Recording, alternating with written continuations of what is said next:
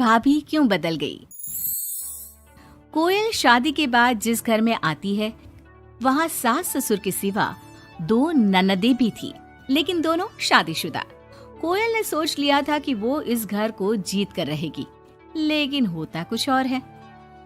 यार ये कोयल कैसी लगी तुझे? ठीक ही है, बस माँ एडजस्ट कर ले इसके साथ। हम दोनों तो वैसे ही शादीशुदा हैं। चलना कल घर चलते हैं, देखते हैं क्या करती है वो सारा दिन घर पर। ठीक है दीदी, मैं कल आ जाऊंगी। दोनों ननदें मायके आती है, जहाँ पिता बाहर बैठकर पेपर पढ़ रहे थे, माँ अंदर सब्जी काट रही थी और कोयल वो तो कहीं नहीं थी। क्या पापा बाहर क्यों बैठे हैं? बहू ने निकाल दिया क्या? चलिए अंदर देखिए, कैसी लू सी चल रही है। चलिए तो। अरे नहीं नहीं, अंदर लाइट नहीं आ रही है, रोशनी भी कम है और हवा भी नहीं है। मैं तो कहता हूँ तुम दोनों भी जाकर चेयर यहीं लगा लो। क्या माँ, तुम क्यों काम कर रही हो? कहाँ है वो राजकुमारी? अरे सुबह से ही कोयल लगी है, मैंने अभी भेजा है जबरदस्ती कि जाओ जाकर लेट लो। पता नहीं क्यों इतना काम करती है। जब से आई है वक्त पर खाना पीना, वक्त पर दवाई, सब की जिम्मेदारी ले ली है उसने। वो तो हम भी कर रहे हैं ना माँ, अपने ससुराल में सभी को तो करना पड़ता है। उसमें वो नया क्या कर रही है? पापा के सफेद कपड़े कैसे पहले चमकते थे, अब देखो तो कितने मैले कुचैले लग रहे। कौन धोता है? धोती तो बहू ही है, लेकिन क्या करे बेचारी, मशीन ही खराब पड़ी है।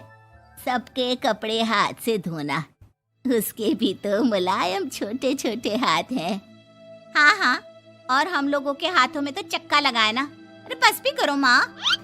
दोनों बहनें माँ बाप को काफी भड़काने की कोशिश करती, लेकिन कोई फायदा नहीं होता।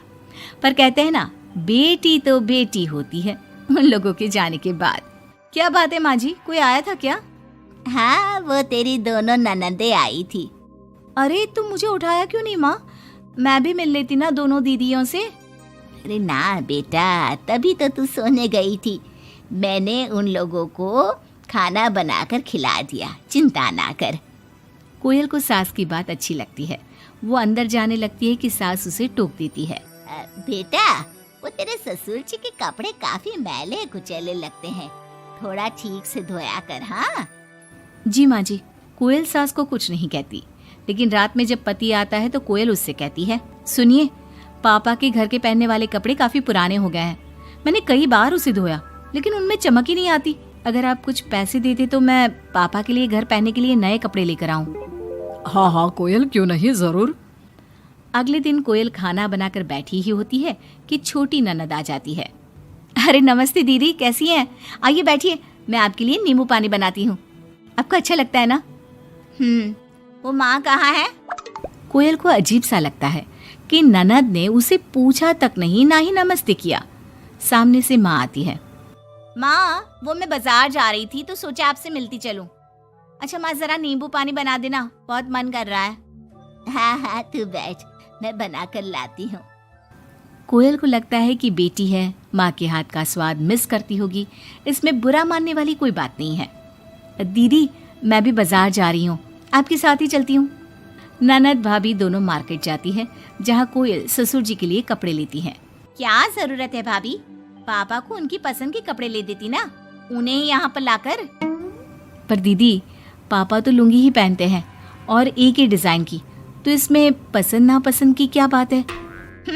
आपसे क्या बोलना। मार्केट में कोयल की किसी दुकानदार से बहस हो जाती है, लेकिन वो देखती है कि ननद उसका साथ देने के बजाय भीड़ का हिस्सा बनी खड़ी होती है, जैसे कि वो उसे जानती ही नहीं। कोयल घर आती है। अरे बेटा, क्या जरूरत थी नए कपड़ों की? पापा, मैंने ना आपके कपड़े धोने की काफी कोशिश की, लेकिन वो पुराने हो गए थे ना, इसलिए ऐसे मैले से लग रहे थे। सास भी समझ जाती है कि कोयल ने कपड़े धोने में मेहनत तो की ही होगी। एक रोज फिर दोनों ननदें आती है। कोयल अब दोनों ननदों को मनाने के लिए कोई ना कोई तरकीब निकालती है। ये साड़ी दीदी को दे देती हूँ, मेरी नई साड़ी है, कम से कम साड़ी देखकर खुश हो जाएंगी। दीदी, ये साड़ी आप ले लीजिए। और छोटी दीदी, मैं आपकी पसंद की पालक पनीर बनाती हूँ, आप लोगों के आने से घर में कितना अच्छा लगता है ना। दोनों कुछ नहीं बोलती।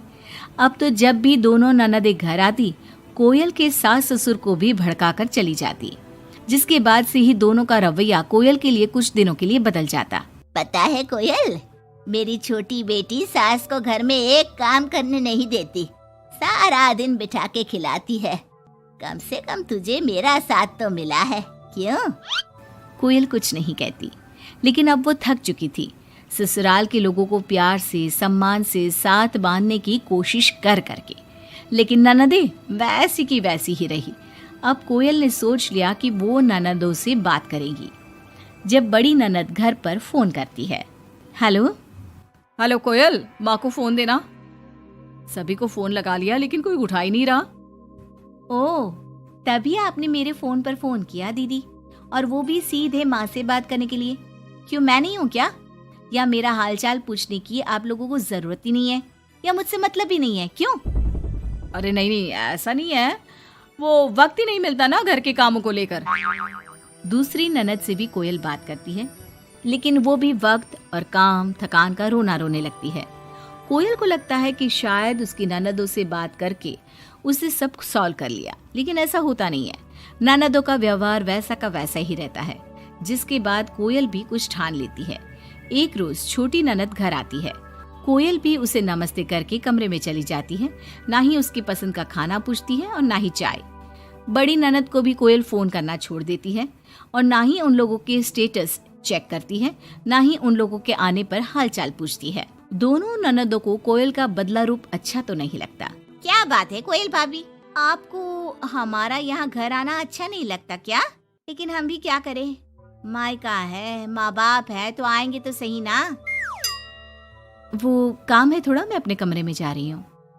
जो भाभी ननदों के आगे पीछे लगी रहती थी, उन लोगों के खाने पीने से लेकर हर बात का ख्याल रखती थी, उसका बदला रूप दोनों ननदों को अखरने लगता है। क्या बात है कोयल, अब हम लोगों से बात भी ज्यादा नहीं करती, ना ही फोन करती है। वैसे तो आप लोग भी मुझे कभी नहीं पूछती थी ना, आती तो सीधा माँ के कमरे में। फोन में मुझे तब करती जब घर में किसी का फोन ना लगता हो, और करती भी तो सीधे माँ से बात करा दो। मेरे हाथ का ना खाना खाती, ना सीधे मुंह बात करती। तो मैंने भी अपनी दुनिया में जीना सीख लिया है। अब मैं मस्त हूँ और खुश हूँ। नमस्ते। ये बोलकर कोयल वहां से चली जाती है अपनी दुनिया में।